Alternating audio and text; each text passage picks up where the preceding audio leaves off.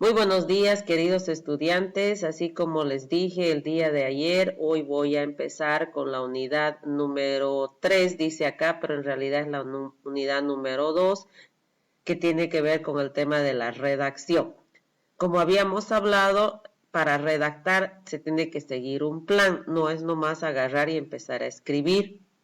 Para redactar se siguen pasos, ¿no? Entonces, ¿cuáles son esos pasos? Primero, generar una idea, luego hacer la lluvia de los posibles elementos que vayan a apoyar esa idea, luego extraer la idea y sus subideas de toda esa lluvia que se ha hecho, organizarlas, empezar a redactar, usar conectores para que todo tenga sentido y esté relacionado, hacer la revisión, luego nuevamente corregir y revisar, ¿no? Entonces es toda una secuencia de pasos que debemos seguir para poder lograr lo que es una buena redacción. Bueno, vamos a empezar entonces y vamos a hablar de la redacción. Cuando nosotros nos comunicamos debemos tomar en cuenta que todo ser humano para ser bueno en lo que es la comunicación debe saber hablar, escribir, leer y comprender. Entonces, para redactar, como dijimos, hay que pensar primero para quién estamos escribiendo. No es lo mismo escribir un reporte para mi docente que escribir un cuento infantil cuyo auditorio van a ser niños, o escribir para personas de la tercera edad, o escribir para personas no sé, madres de familia de un barrio empobrecido, o escribir para un periódico. Los destinatarios son diferentes y obviamente sus intereses y sentimientos también lo son. ¿Cuáles son los pasos necesarios para redactar, no? ¿Para qué escribo? Yo puedo escribir para contar una historia, en ese caso estoy escribiendo un texto narrativo.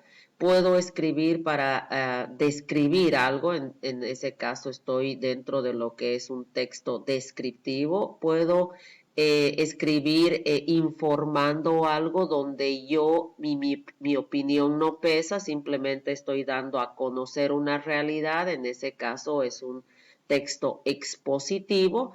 Y también puedo escribir para plantear mi punto de vista, mi opinión, para poder convencer a alguien de algo que yo creo que está bien o necesito. En ese caso estaré frente a un texto argumentativo o persuasivo. Bien.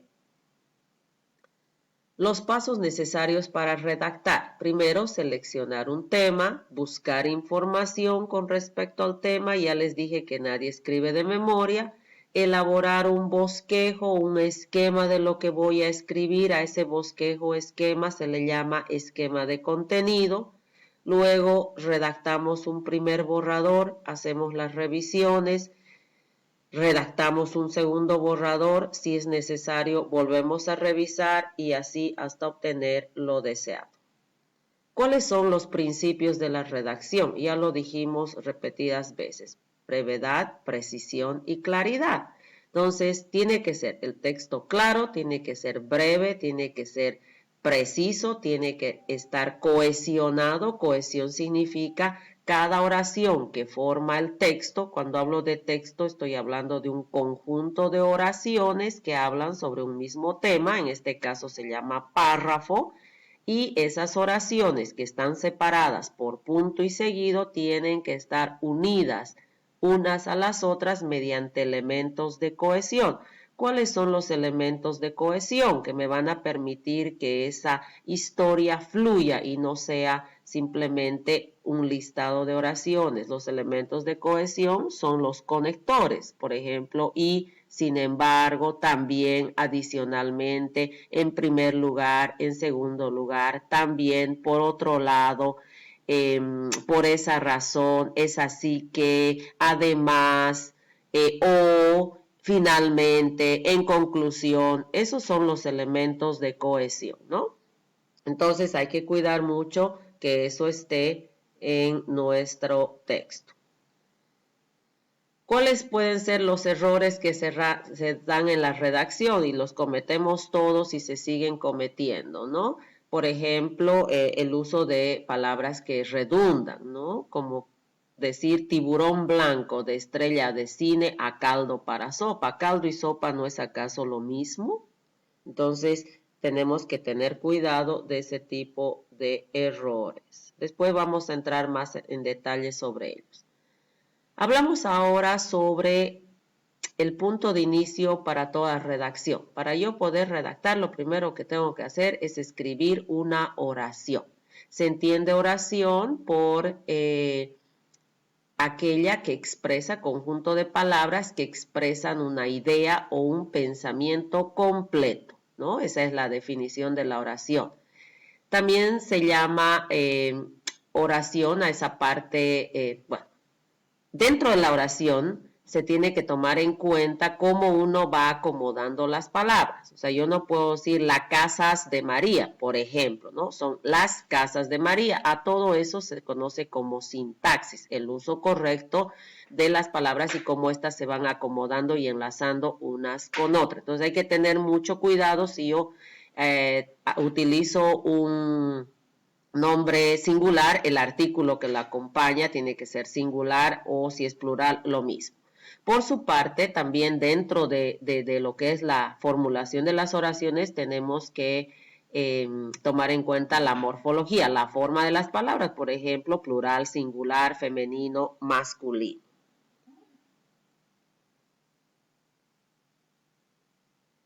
Ahora, ¿qué elementos tiene la oración? La oración está conformada por dos partes fundamentales, ¿no?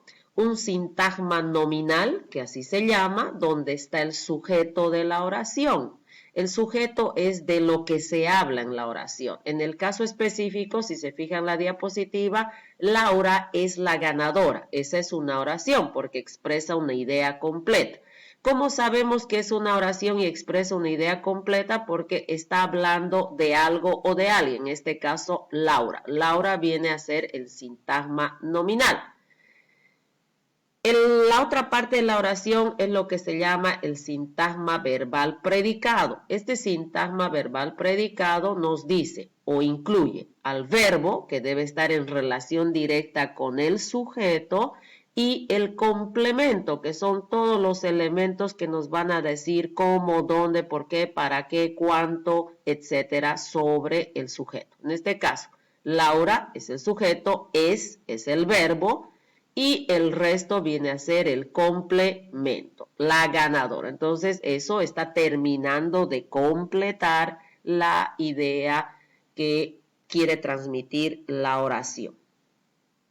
Entonces debemos cuidar de que nuestra oración tenga esos dos elementos, el sujeto y el predicado. Las oraciones se clasifican en oraciones simples en las cuales hay un solo sujeto y el predicado donde está el verbo en relación directa con el sujeto y lo complementa. Por ejemplo, los jóvenes son el futuro. Esa es una oración simple. La oración también puede ser compuesta. ¿Cuáles son las oraciones compuestas? Son aquellas que tienen más de una idea y más de un verbo. Por ejemplo, Juan estudia y Pedro juega. Esa ya sería una oración compuesta porque en realidad hay dos pequeñas oraciones simples unidas por una conjunción que es y, ¿no es cierto? Entonces hay distintos tipos de oraciones compuestas. No es el caso, simplemente tiene cada una su nombre, la yuxtapuesta, la coordinada, la subordinada, no es de nuestra incumbencia. Miremos los ejemplos. El perro juega, ladra después. Es una oración compuesta. Estudié para el examen y aprobé el curso. Ahí le falta una tilde, también es una oración compuesta. Regreso mañana si es que tengo tiempo. También es una oración compuesta. No es lo mismo que Alex está estudiando, que viene a ser una oración simple. Bien.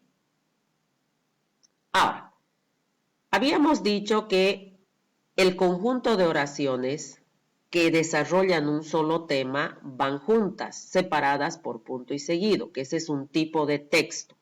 Ese texto en particular recibe el nombre de párrafo. Entonces, ¿qué es un párrafo? Es un texto escrito que no se construye, ojo con eso, no se construye por medio de oraciones aisladas o separadas. Estas se unen entre sí mediante elementos cohesivos. ¿Cuáles son los cohesivos? Lo que habíamos dicho, los conectores.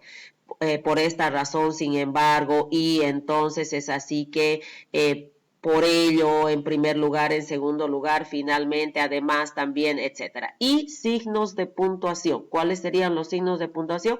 Comas, punto y coma, punto seguido. No se usa en el párrafo el punto aparte, porque el momento en que uno le pone punto aparte, tiene que empezar en otro renglón y eso ya termina un párrafo. Un párrafo empieza desde una mayúscula hasta un punto y aparte. Y entre esa mayúscula y el punto aparte hay varias oraciones separadas por puntos seguidos o por puntos y coma.